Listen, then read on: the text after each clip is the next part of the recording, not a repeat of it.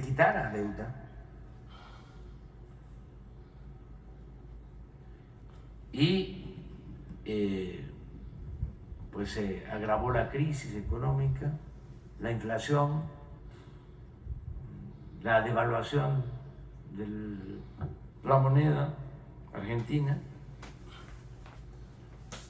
y esto pues afectó a la población, y ante esa crisis pues creció el movimiento de derecha, con la falacia de que ellos van a resolver el problema económico. No van a resolver nada. La derecha no. Puede ser que le resuelvan el problema a los de arriba, pero no a los de abajo. No a los trabajadores, no a los campesinos, no a las clases medias, bajas, no a la mayoría de los pobres. ¿Cuál es mi cuestionamiento fraterno a los gobiernos progresistas? Fraterno. Es de que no hay que estar titubeando. Hay que anclarse en lo que uno representa.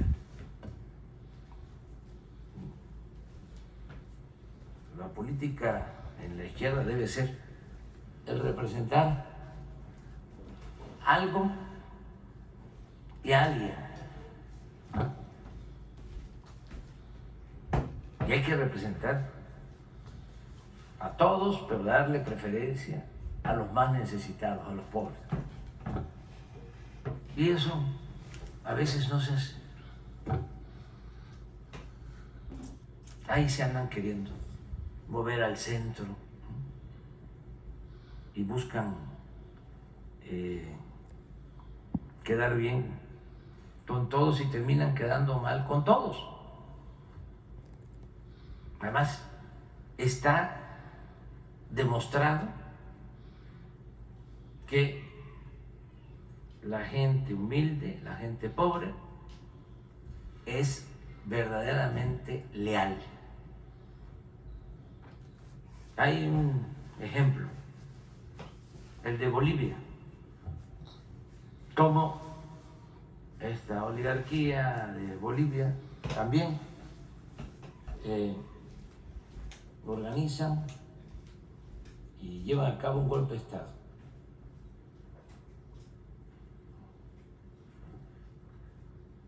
Y se apoderan, ¿no?, del gobierno, incluso cuando destituyen a Evo Morales, toman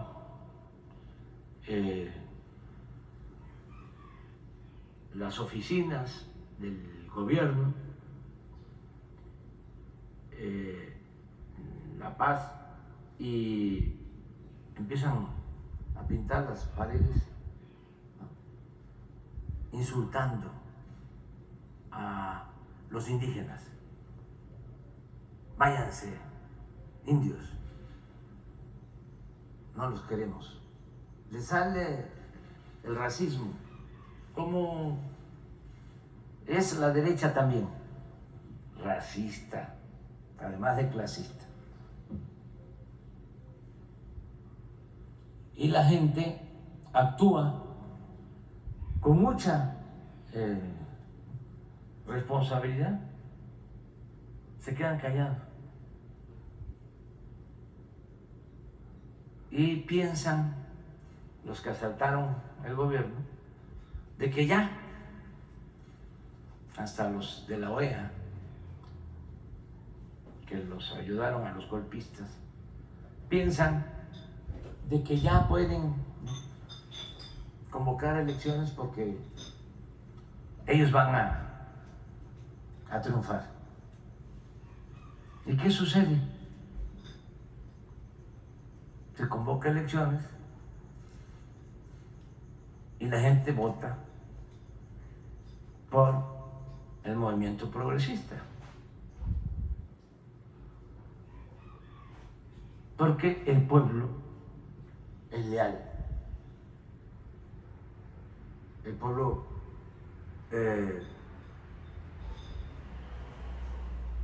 es de muy buen corazón.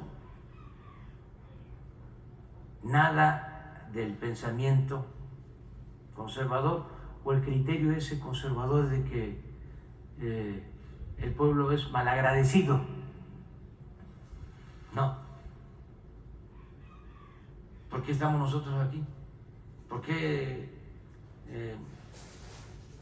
tenemos 63% de aceptación? Ya casi al final del gobierno. Por el pueblo. Porque el pueblo es muy solidario, es muy fraterno. Entonces, ¿con quién hay que apoyarse? Con el pueblo. Es un proceso de transformación. Ni modo que nos vamos a apoyar en los traficantes de influencia. Ni modo que nos vamos a apoyar en los medios de manipulación, que no de información.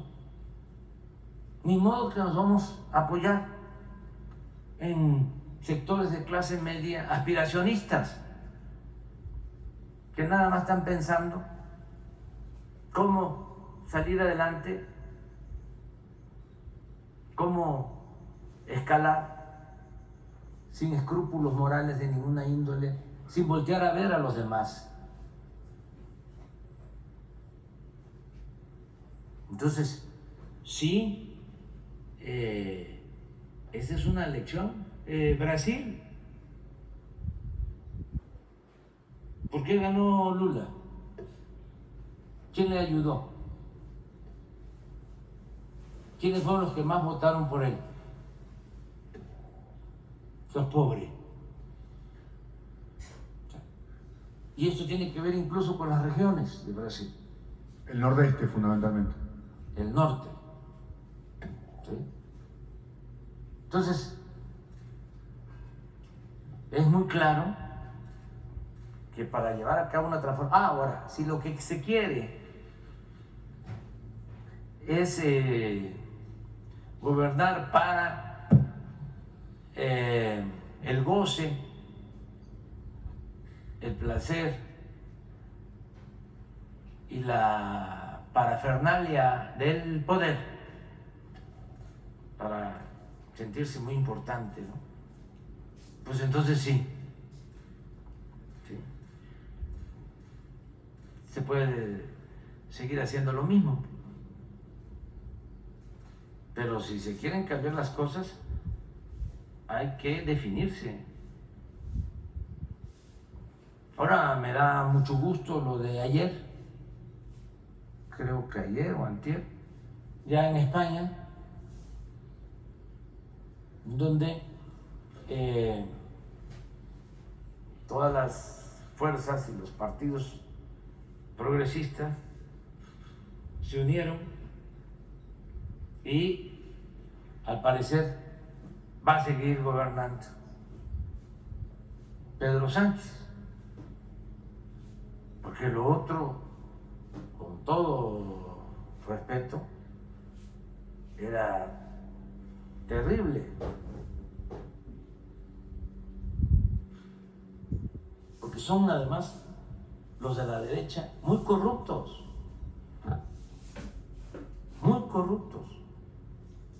muy ladrones y muy hipócritas. Yo recuerdo a un señor que era de el Fondo Monetario Internacional español, Rato. David Rato. ¿Ah? David Rato. Rodrigo Rato. Fue del fondo, ¿no? Del Fondo Monetario Internacional. Bueno, me acuerdo que viene aquí, creo que estaba Calderón, aplaudirle a Calderón porque había llevado a cabo una reforma para quitarle las pensiones o pasar las pensiones de los trabajadores del ISSSTE a las AFORES.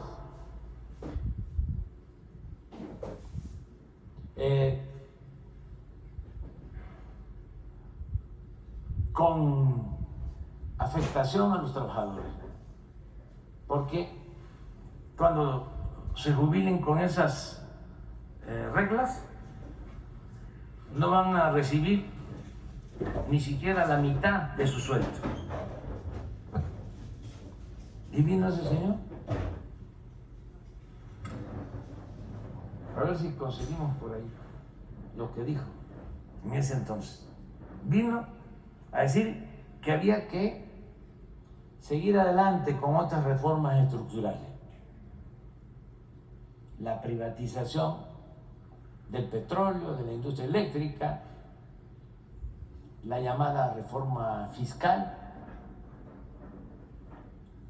cobrar IVA en medicamentos, en alimentos. Bueno, un experto, ¿no?, de política internacional. Pues resulta que este señor después fue juzgado por corrupción en España y estuvo varios años en la cárcel. Creo que hasta ahora acaba de salir. Pero ahí anda de asesor del bloque conservador en España. Y así, aquí está, pero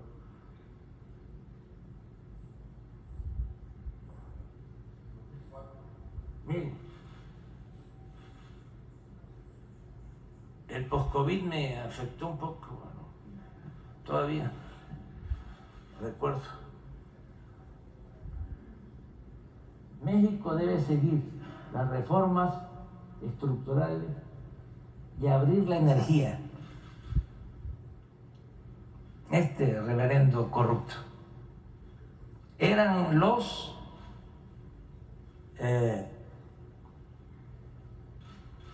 santones de la política. Estuvo en la cárcel, ¿no? ¿Cuántos años estuvo? Porque en España, a diferencia de México, del México de antes, en España hay mucha corrupción. Nada más que en España hay menos impunidad que la que había antes en México.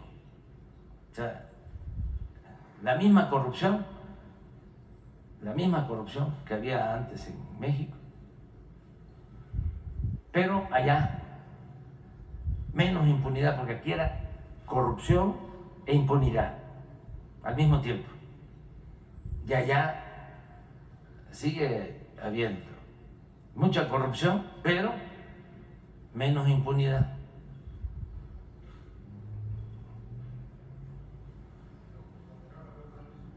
Cuatro años y medio. No cumplió los 4 años en la cárcel, pero estuvo en la cárcel casi 4 años. Casi 4 años, sí. Pero estoy poniendo el ejemplo, esto. Esta es la derecha, este es el conservadurismo. ¿Fue con Fox?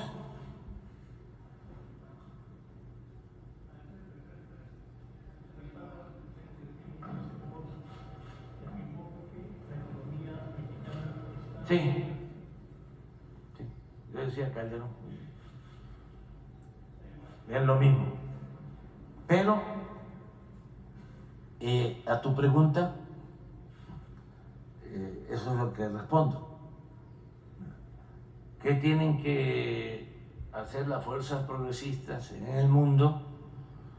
Pues tener como prioridad, como objetivo principal,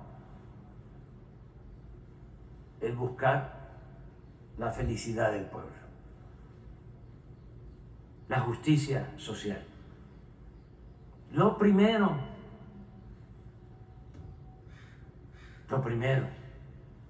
porque estos conservadores, cuando tenían más poder en el mundo, cuando estaba en su apogeo el modelo neoliberal, crearon las llamadas nuevas políticas públicas.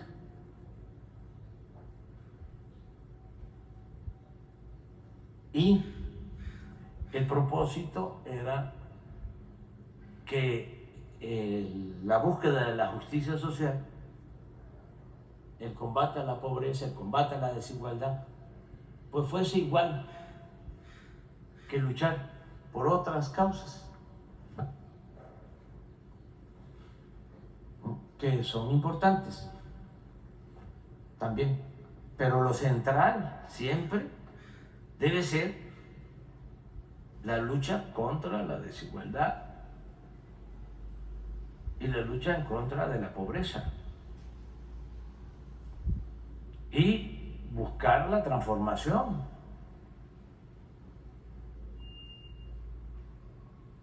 Eso tiene que ser lo central, porque hasta inventaron un nuevo lenguaje. Ya no se hablaba de desarrollo, sino de crecimiento. Ya no era fraternidad o solidaridad o Cooperación. justicia, no, se llama sororidad, empatía. ¿Qué cosa? ¿Qué? Resiliencia. Resiliencia. Les voy a decir más, tengo ahí un diccionario. Entonces, ahí se fueron.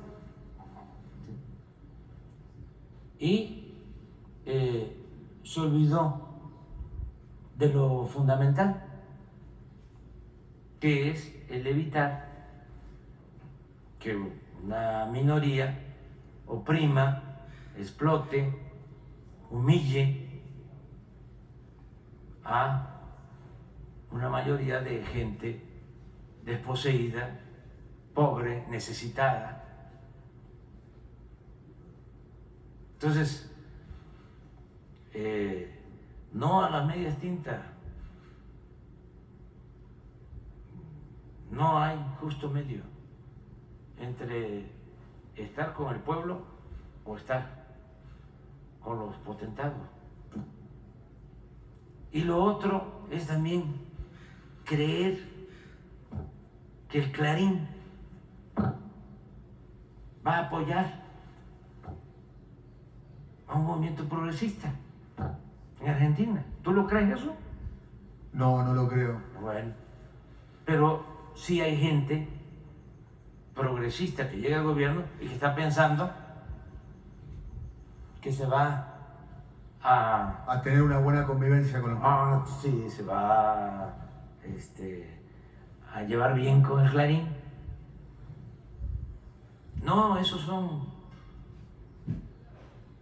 adversarios, o para decirlo de otra manera,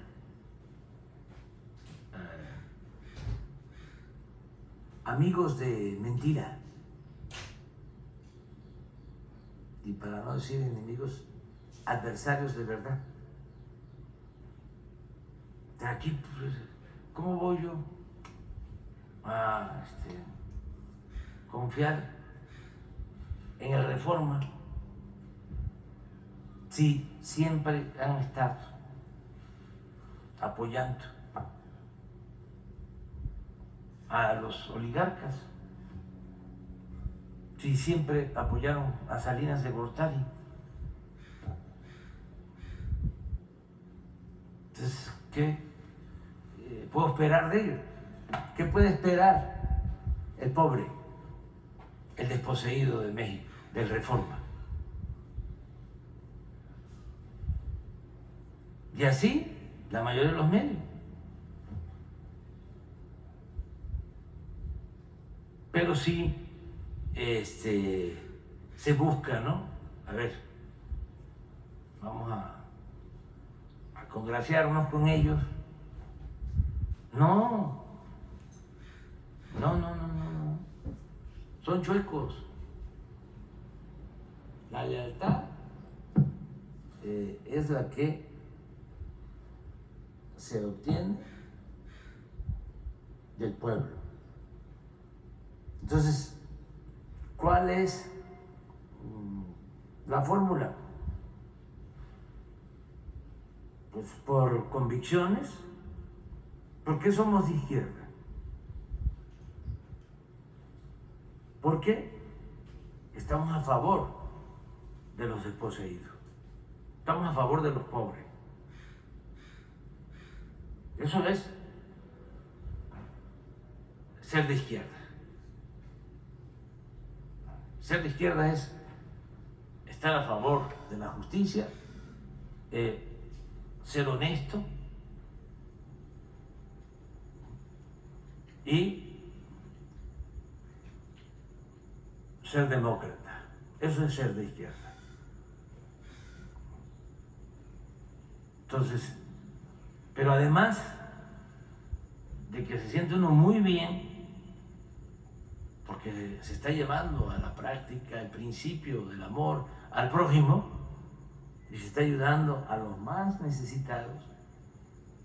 Además de eso, no hay pierde, porque la gente siempre reconoce, siempre apoya.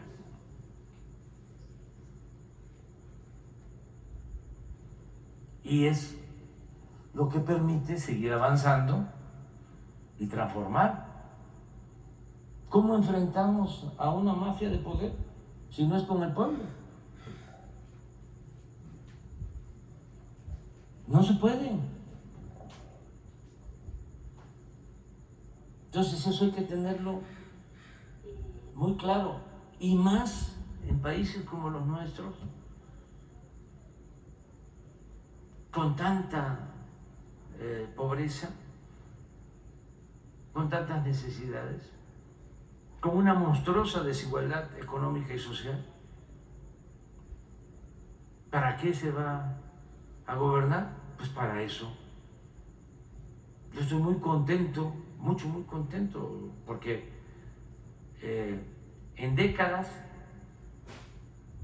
no se había disminuido la pobreza como ahora, pero sobre todo en décadas no se había logrado reducir la desigualdad como ahora.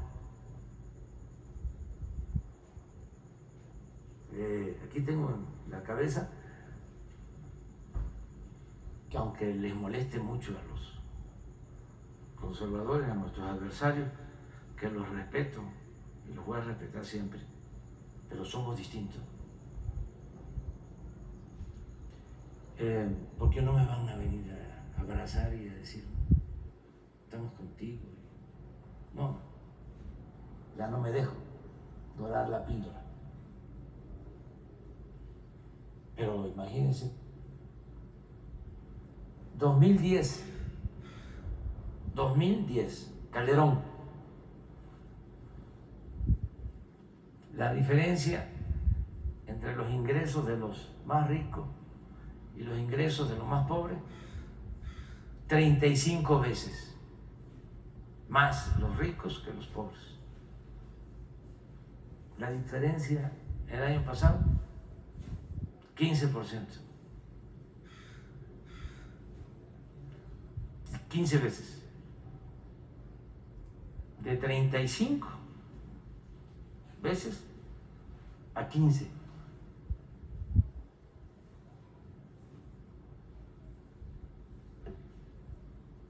$20 veces menos. Ahora, analizando bien, cuando se habla de los ricos, son ingresos y es un decil, es decir, es el 10% de los que tienen más ingresos. Pero ahí hay también una pirámide,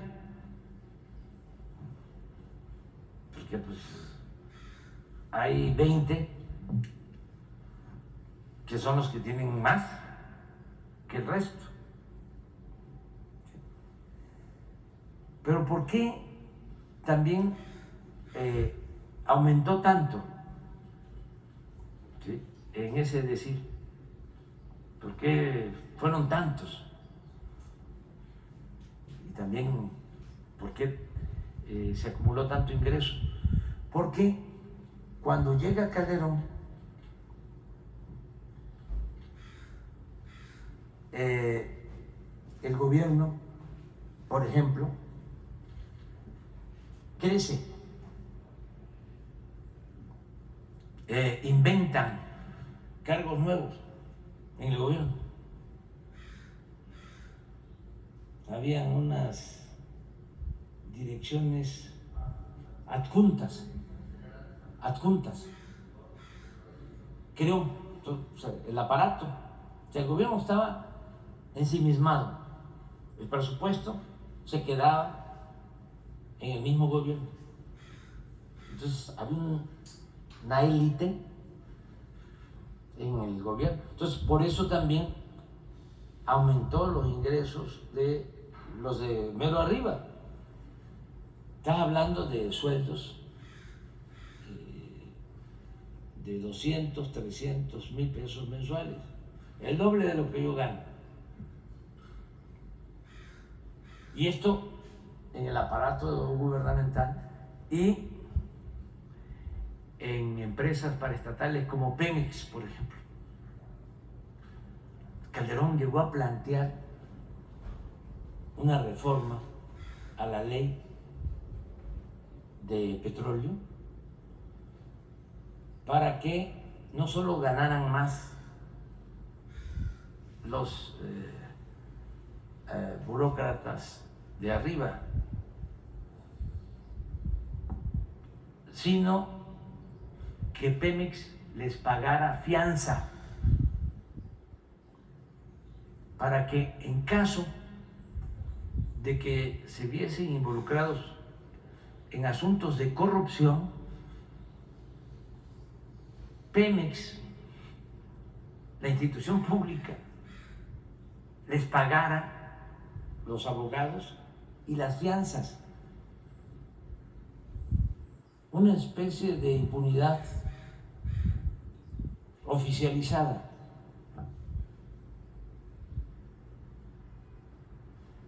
Así como lo estás escuchando. Bueno, pero estamos hablando del aparato.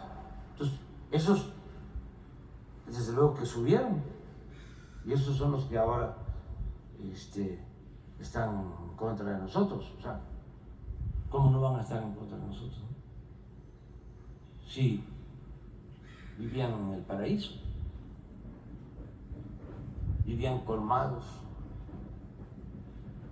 de privilegios y de atenciones allá arriba.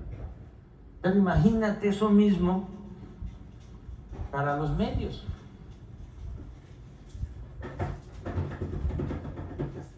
Aquí hablábamos de que todavía hay, nada más que ya no reciben del gobierno, pero el mismo grupo de poder económico que dominaba le sigue pagando. Estos conductores de radio, de televisión, periodistas, ganan 20 veces más que lo que yo gano. Y tienen mansiones y departamentos en Miami y en Nueva York. Tienen hasta yates, claro, no tan grandes como los de sus jefes, porque hay ricos, muy ricos en México, que tienen yates de 300 millones de dólares.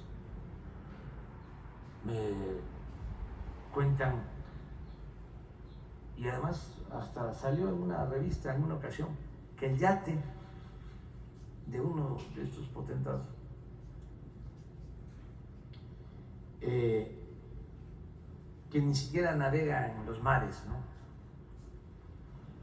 de México y los mares de América, sino allá en el Mar del Norte.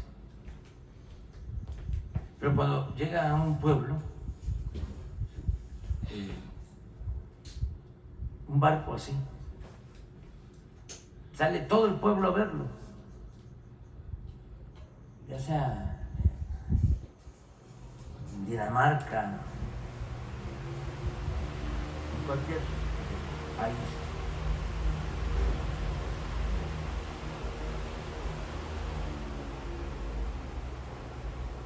Salen a ver, ¿y de quién es?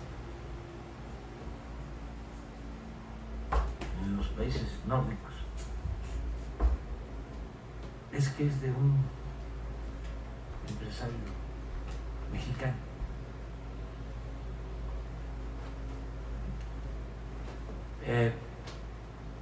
Pues eso se fue creando, toda esa riqueza se fue acumulando porque el modelo económico neoliberal lo permitía, y por eso la monstruosa desigualdad económica, social. Cuando vino aquí Humboldt, un poco antes de la independencia de México, escribió de que no había visto ningún pueblo, ningún país con tanta desigualdad como México. Luego, como a los 20 años que Humboldt estuvo aquí, como 1804, a ver, la independencia la inicia el cura Hidalgo en 1810, se consuma en 1821, pero en 1814, 1815 escribe un texto bellísimo José María Morelos y Pavón, que se llama Los sentimientos de la nación. Y una de las proclamas de Morelos era que se modere la indigencia y la opulencia. Morelos lucha por la igualdad. Decía que se eleve el salario del peón. Imagínate un economista de estos tecnócratas que le pidas que te explique por qué tiene que aumentar el salario. Te lo diría en una frase como Morelos, que se eleve el salario del peón. No sabría. O tendría que escribir un tomo, un tratado, y no se le entendería nada. Cuánta claridad en Morelos, en muy pocas palabras. Que se eleve el salario del peón, que se eduque al hijo del campesino y al hijo del barretero, igual que al hijo del más rico hacendado, que se eduque. Educación pública, gratuita, de calidad en todos los niveles escolares, que ese es otro asunto. ¿Cuáles son las reformas pendientes en algunos países de América Latina? Hace falta el estado de bienestar, hace falta que la salud sea un derecho del pueblo, hace falta que se garantice la educación pública, gratuita, de calidad, gratuita, en todos los niveles. Hace falta el derecho a la pensión, hacen falta salarios justos.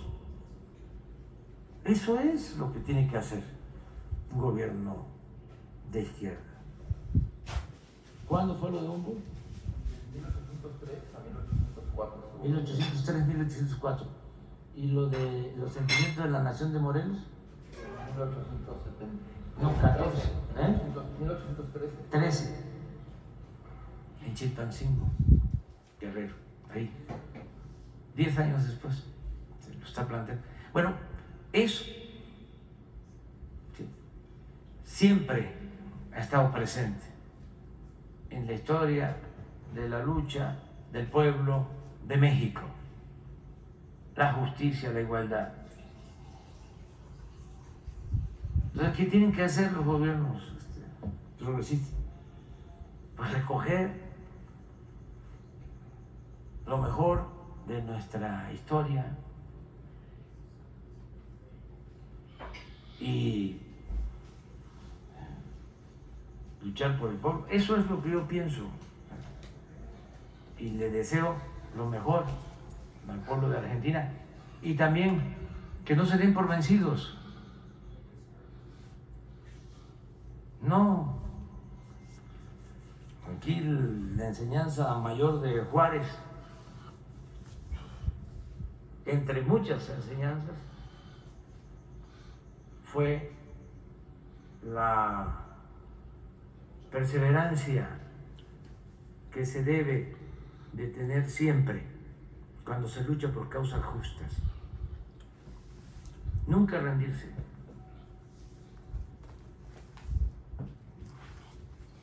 Nunca. Entonces, todavía no está resuelto lo de la elección.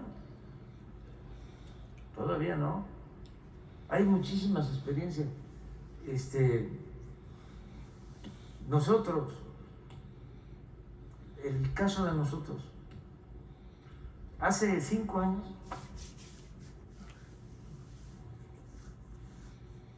no solo se nos lanzaron los mismos, que ahora estoy avanzando, escribiendo un libro y ahí voy a contar cómo se reunían los mismos, los oligarcas, allá en Punta Mita, en la ribera de Nayarit, donde hay hoteles muy lujosos y también residencias muy lujosas. Entonces se reunían y traían a empresarios venezolanos para que les explicaran sobre el riesgo que corría México si nosotros ganábamos. Hubo una vez que uno de estos empresarios les dio una conferencia y les dijo que pues que no se podía comparar una situación con otra, que eran circunstancias, historias distintas. Y dicen que se paró de la mesa Claudio X González, papá del joven Claudio X González, que ahora es el gerente del bloque conservador, pero hasta hace 6 años todavía estaba en activo el papá en la política y él era el coordinador de todo el grupo. Entonces se paró y le dijo: no, usted está equivocado, usted no sabe el riesgo que corremos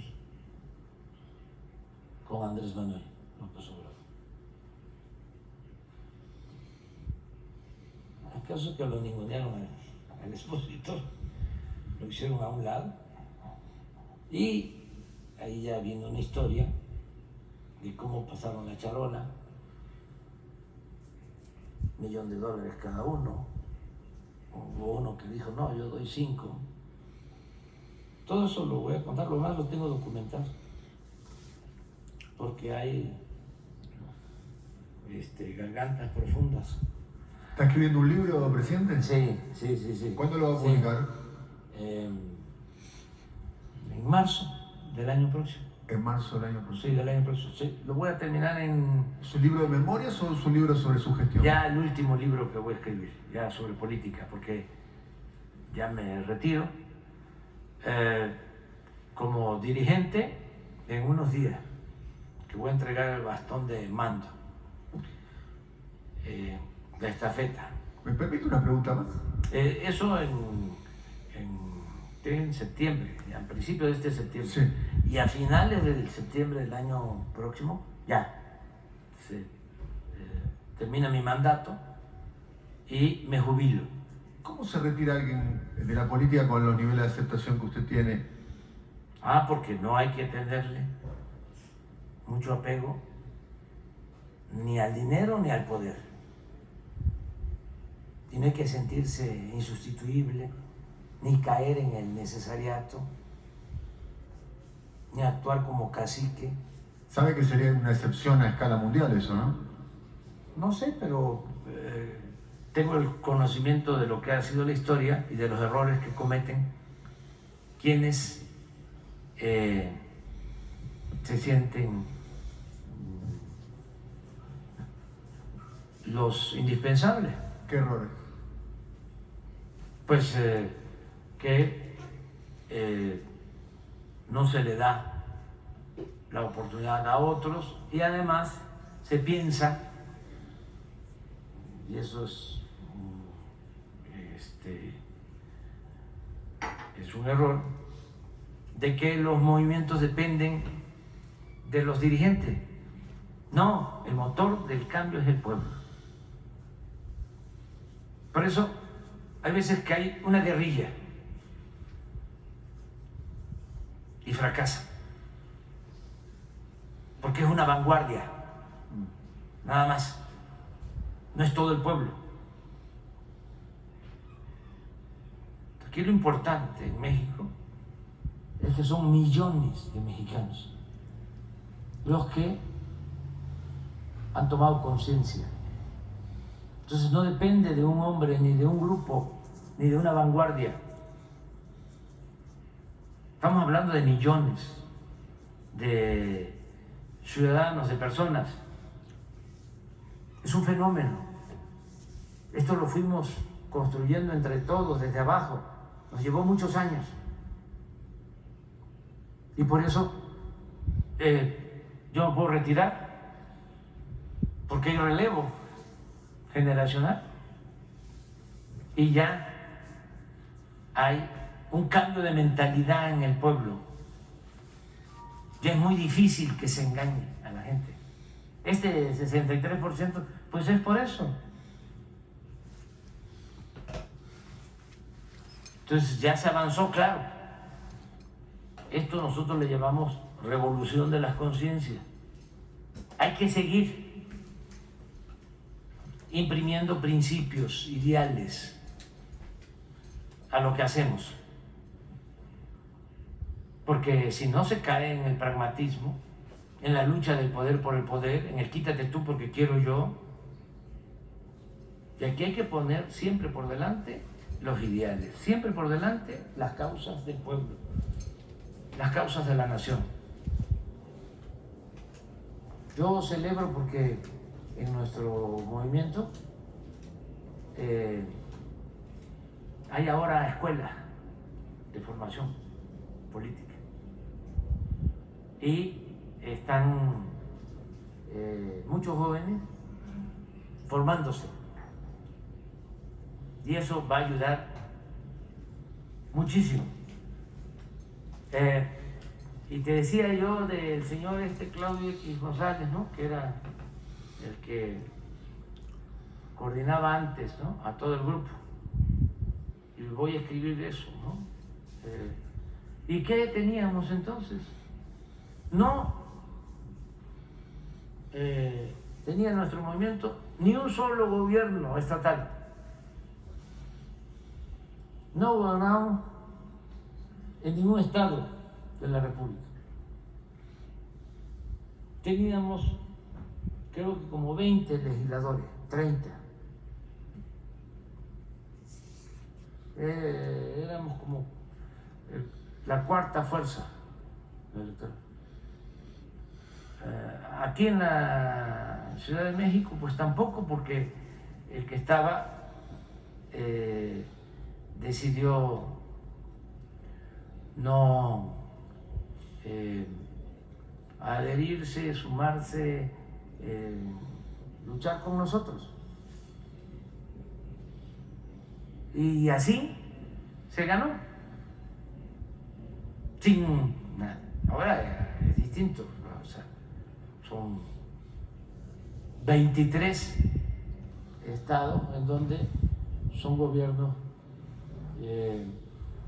que simpatizan y que luchan por la transformación. 23 de los 32. Mayoría en la Cámara de Senadores, mayoría en la Cámara de Diputados. O sea, ya es distinto. Todo esto ayuda, por eso yo puedo decir, ya me retiro. Además, nos funcionó la fórmula de no permitir la corrupción, de no permitir los lujos en el gobierno y de que todo lo que se ahorra se le dedica, se le destina al pueblo, y por eso está fuerte la economía, tenemos buena recaudación, ya vamos a llegar, estamos a punto de llegar a 22 millones de trabajadores inscritos en el Seguro Social. 22 millones. Principal socio comercial de Estados Unidos, nuestra moneda es la más fuerte en el mundo con relación al dólar. Tenemos la tasa de desempleo más baja, o la segunda, tercera más baja del mundo. Ha aumentado el salario, el mínimo, en cerca del 100% en términos reales. O sea, vamos bien, y lo que más satisfacción me causa es que se esté disminuyendo la pobreza y la desigualdad. Entonces, todo eso nos ha ayudado mucho, y también nos ayuda mucho que nuestros adversarios, los del bloque conservador, pues son muy elementales. Por ejemplo, lo de ayer, tú estabas aquí. Imagínate, inventar de que yo me burlé. No lo he hecho nunca, ni lo haré nunca en la vida. ¿Cómo voy a burlar del dolor humano? Nunca le he dado la espalda al que sufre. Jamás. Bueno, pero inventan todo eso. Y no solo eso. Ayer mismo hablábamos de que a un señor, así como este rato, de ese corte, que fue secretario de Hacienda de México, cuando se endeudó al pueblo, porque se convirtieron las deudas privadas de los de arriba en deuda pública, se rescató a los de arriba en la crisis de 1995-96. Se tomó la decisión de comprar toda la deuda de los bancos y la deuda de las grandes empresas, y las absorbió el gobierno y las convirtió en deuda pública, en deuda de todos. 3 billones de pesos. Todavía se han pagado 2 de principal y de intereses hasta ahora. Esto lo aprobaron el PRI y el PAN en ese entonces. Bueno, y se debe todavía 1 billón de intereses. Se va a terminar esto de pagar en 30, 40, 50 años. Bueno, el señor que estaba en Hacienda en ese entonces, lo acaban de nombrar el coordinador. Es como si al rato lo nombrara el bloque de derecha de España, el responsable de elaborar el proyecto económico de la derecha. Lo acaban de nombrar, pero eso no es todo. El bloque de conservador, que está a cargo del señor Claudio X González, hijo, acaba de decidir que al que fue gobernador de Tamaulipas,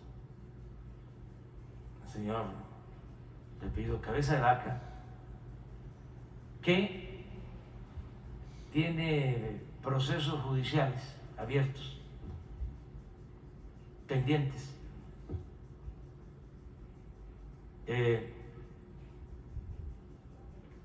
lo acaban de nombrar como el coordinador de la estrategia de seguridad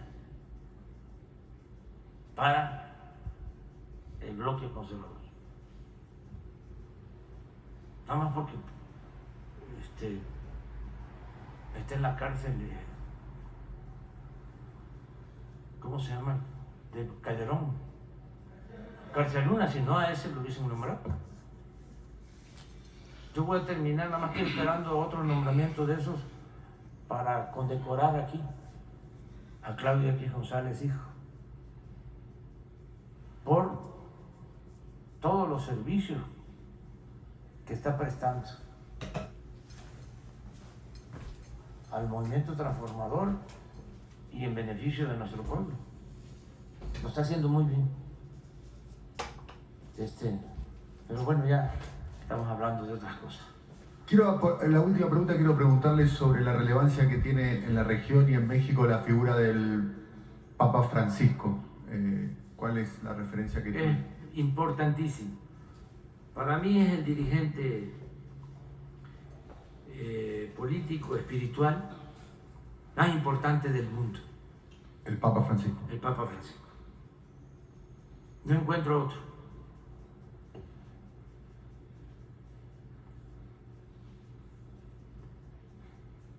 No encuentro a otro. ¿Por qué lo digo? Porque es un papa comprometido con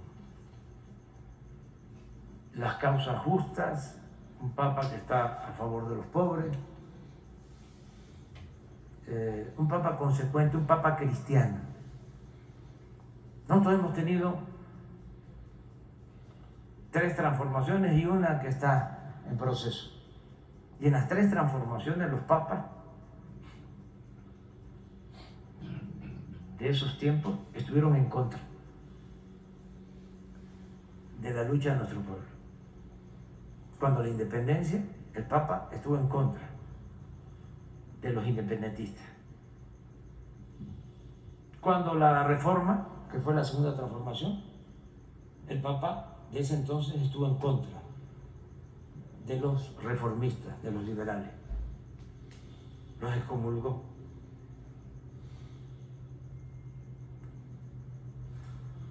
Y cuando la revolución, la tercera transformación, el Papa de ese entonces reconoció al que ordenó asesinar a Francisco I. Madero, que es el apóstol de la democracia. Los 3 papas, de los 3 momentos. Ahora Francisco, no, es distinto. Es otra cosa. Además, muy avanzado con relación a las jerarquías, incluso jerarquías clericales, los rebasa por la izquierda. El Papa está muy avanzado y es un auténtico cristiano, porque como se va a ejercer un papado si no se defiende a los pobres, si la esencia del cristianismo es el apoyo a los pobres. El cristianismo es humanismo. Por eso digo, es el líder mundial, no hay otro.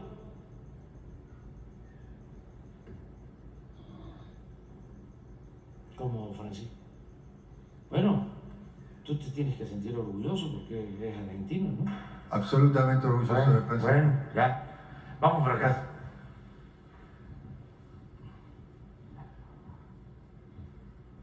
Señor presidente, buenos días. Buenos días a todos y a todas. Juan Hernández de Diario Basta, que ayer cumplimos 13 años, de Grupo Cantón, Tabasco hoy, Quintana Roo hoy y Campeche hoy.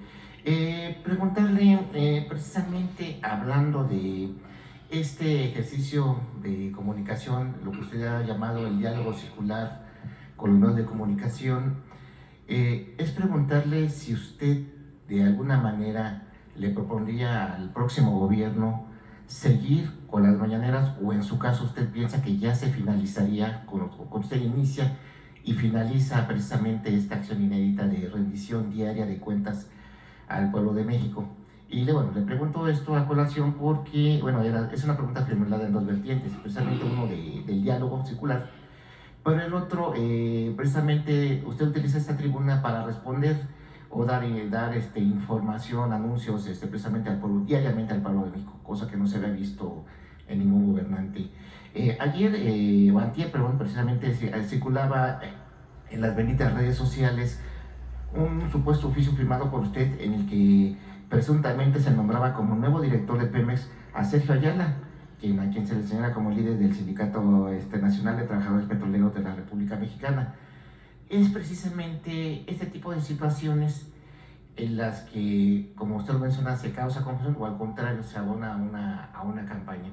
Conocer su postura primero en el sentido de si usted le propondría respetuosamente a quien lo sucediera seguir con esto o volveríamos a esos tiempos en los que el presidente ya así estaba en la residencia oficial de Los Pinos y nosotros pues prácticamente separados, o en su caso el presidente separado precisamente de la rendición diaria de cuentas del pueblo.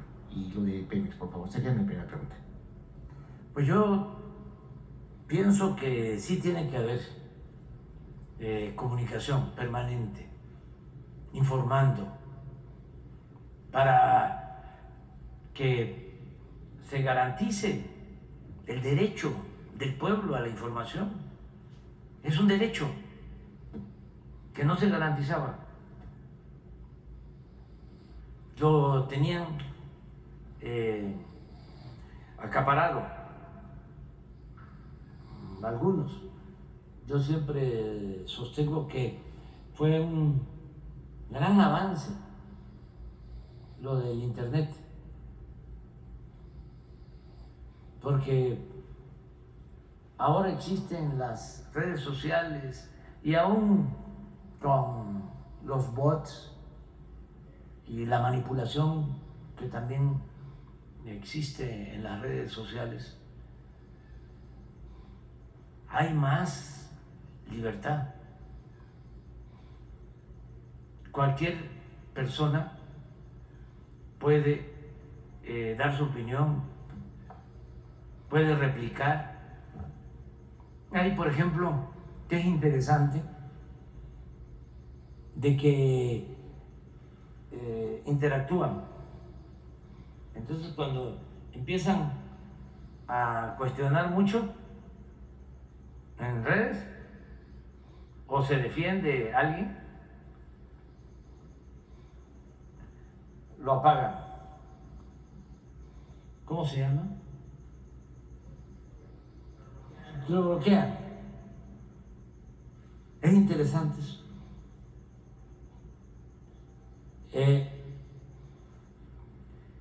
Y antes pues no había ninguna posibilidad de defensa. Ahora ya existe. La información no está controlada.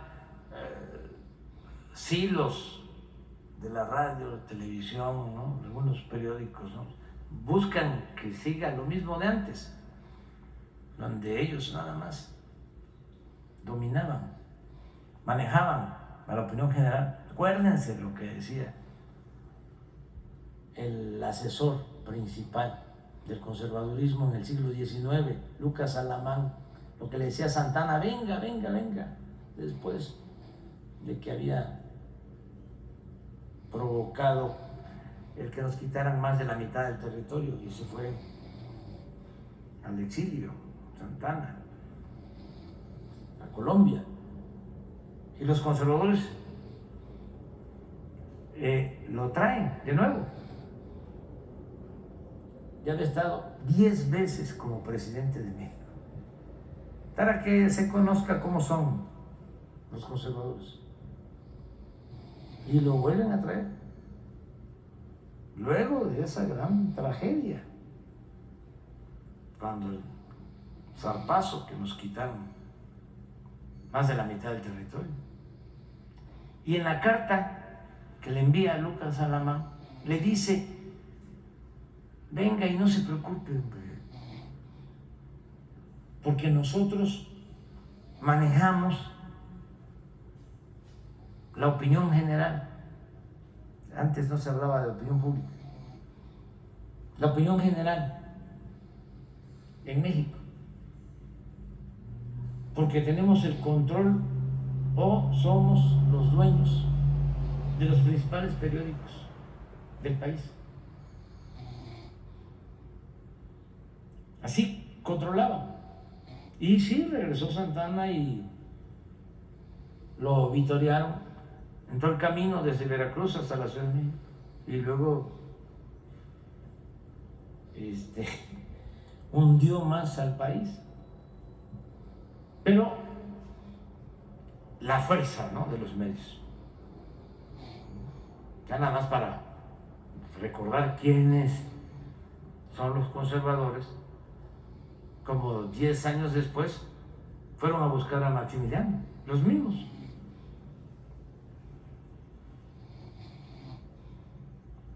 Fueron los que propiciaron que en México se estableciera un imperio. Los mismos conservadores. Y para recordar,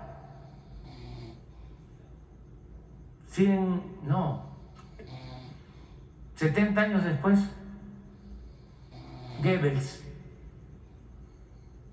con la máxima de que una mentira que se repite muchas veces puede convertirse en verdad. Era el jefe de propaganda de Hitler. Entonces, eso siempre ha existido. Y a eso es que se adhieren, se abrazan los dueños de los medios de comunicación, que son empresas, no las empresas principales, sino son empresas complementarias, pero estratégicas, para que puedan ellos hacer jugosos negocios con otras empresas de los mismos corporativos. Entonces, afortunadamente ya existen las redes sociales, y sí es muy importante para enfrentar a estos grupos ventajosos el que gobierne tenga la posibilidad de tener una comunicación permanente y directa con el pueblo. ¿Usted imagina a alguien del grupo opositor haciendo este ejercicio diario? No.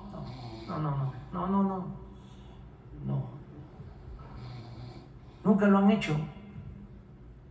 No. Esos volverían al boletín y al soborno. Y entonces todos en coro seguirían gritando, ¿no? Como pregoneros, pero a favor del régimen. Y callando también. Pero sería así, arriba, acuerdos arriba, y todos los periodistas a modo, como ves, vasallos, obedeciendo, callando, y bien maiciados, ¿no? Entonces, si hace falta, si se busca tener un gobierno honesto, no significa pelearse con nadie. Más, esto no es pleito, esto es un debate.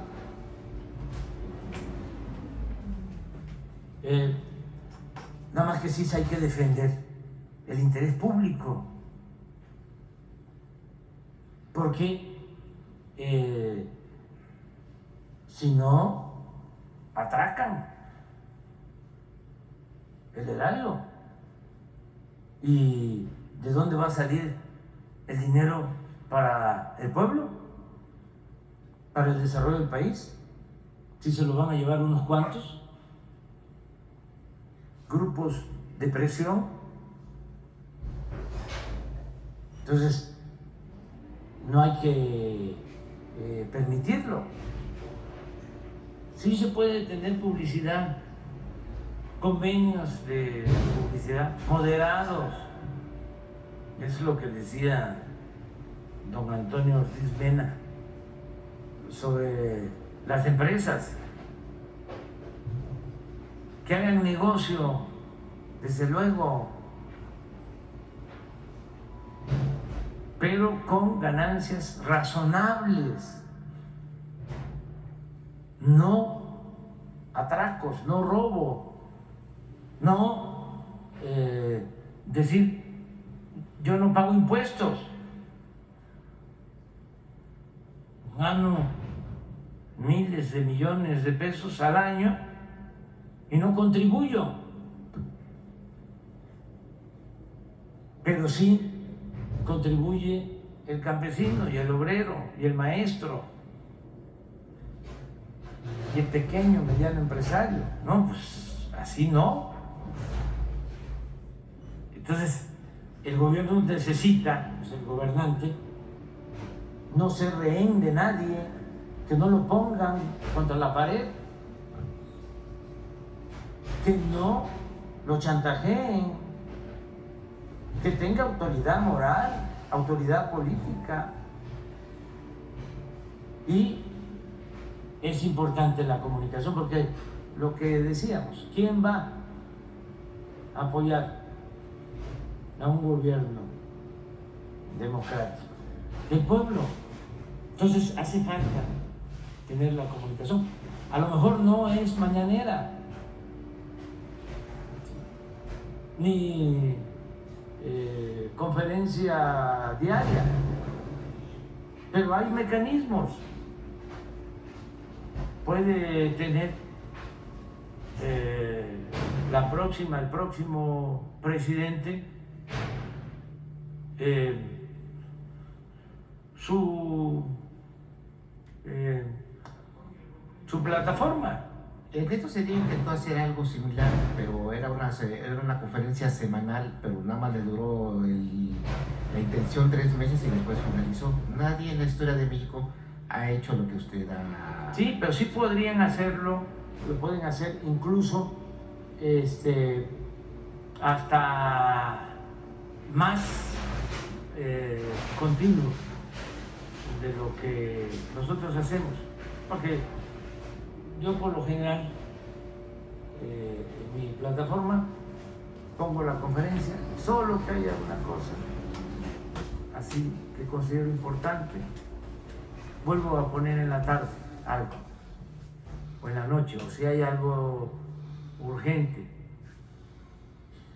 pongo otra cosa. Pero teniendo la plataforma, teniendo la página, se puede estarle informando constantemente a la gente que hay que hacerlo. Yo creo que lo van a continuar haciendo, no igual. Por eso hablamos de que en nuestro movimiento se busca la continuidad del proyecto de transformación con cambio, porque cada quien tiene su estilo. Hay algunos que están contando los días para que yo me vaya así, porque piensan, ¿no?, que va a volver otra vez el chayote, ¿no?, y que van a reponerse, ¿no?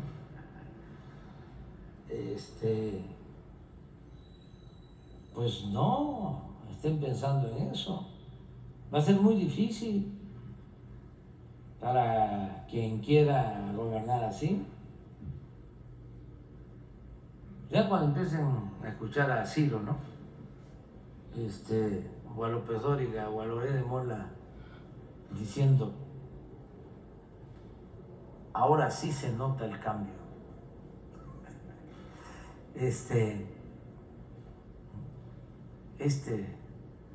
Sí es un gobierno tolerante, democrático. No hay